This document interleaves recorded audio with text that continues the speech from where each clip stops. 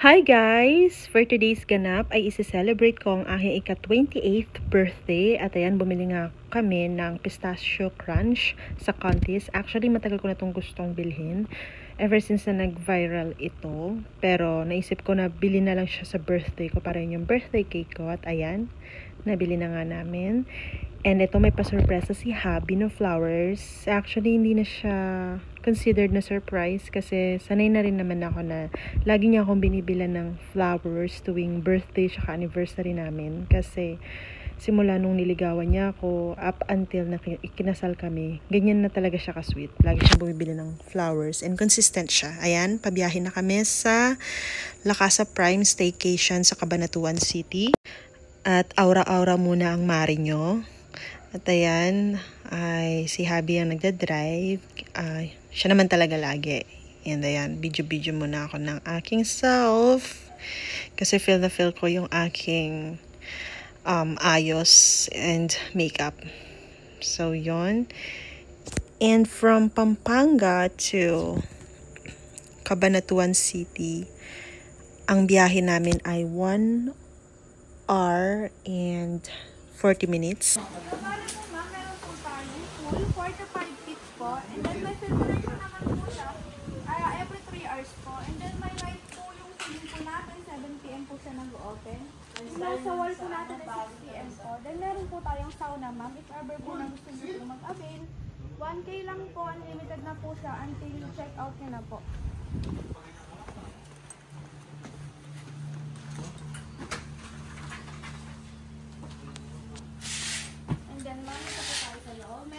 Tayong fan. At saka po ma'am, meron po tayong ilaw po sa living room at saka po sa labas. Dito lang po sa likod ng curtain. And then meron po tayong aircon.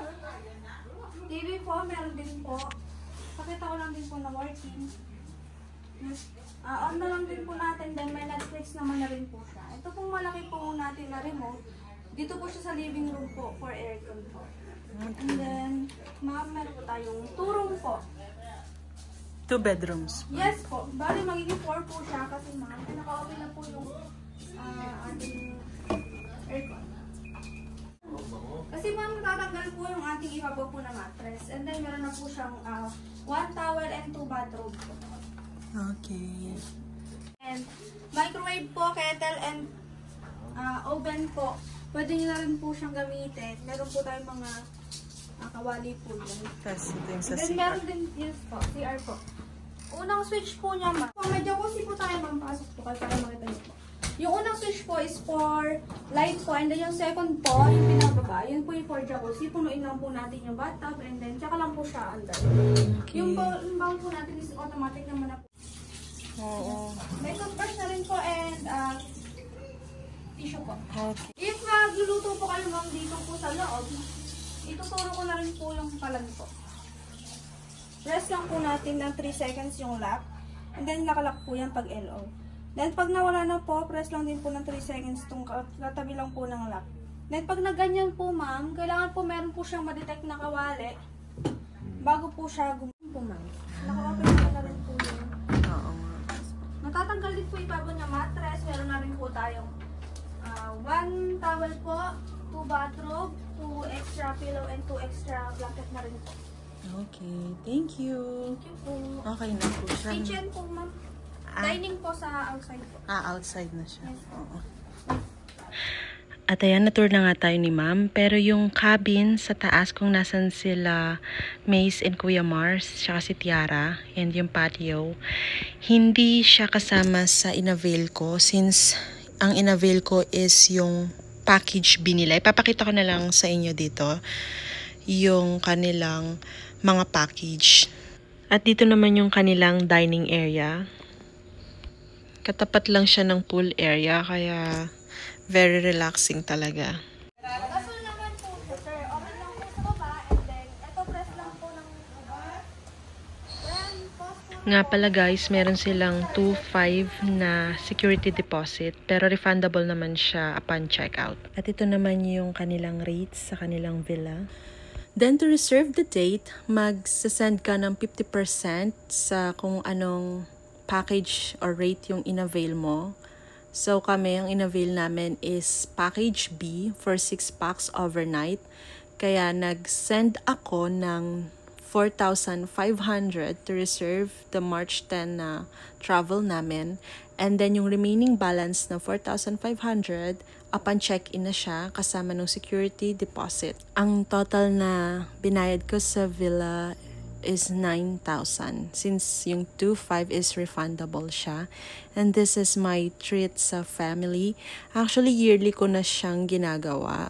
Tinitreat ko yung family. Naghanap kami ng villa kung saan namin spend yung birthday. And doon kami nag-overnight.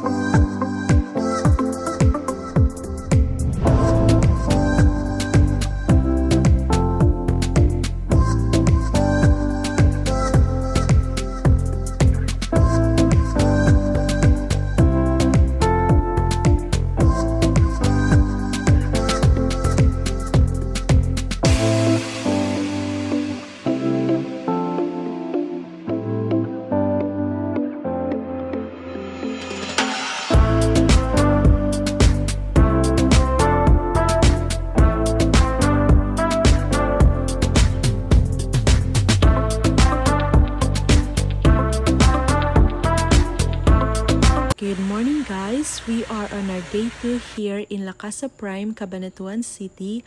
At tignan nyo naman guys, meron silang pa-floating breakfast. Actually, isa ito sa reason kung bakit ko napili itong place na ito na i-celebrate yung aking 28th birthday. Dahil meron nga silang pa-floating breakfast. And bukod sa Bali-inspired yung villa. Though hindi ito yung first time na makapag-book kami ng mga villa na Bali-inspired, may mga villa na rin kami before na binook overnight na Bali-inspired din sila. But whenever na nakaka-visit kami sa mga places or villa na Bali-inspired, na-amaze pa rin kami sa ganda and nare-relax pa din kami. At tignan nyo naman guys kung paano yung pagkakadesenyo nila ng mga foods sa floating basket.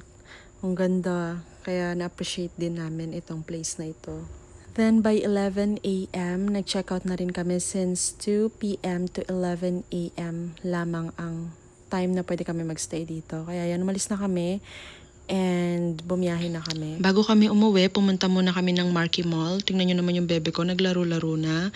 Pero meron kaming inasikaso dito sa Marquee Mall. And dito na rin kami naghanap ng mapagkakainan. Dito nga kami sa TGIF. Ito yung in-order ko, Caesar salad, tsaka itong bundle nila.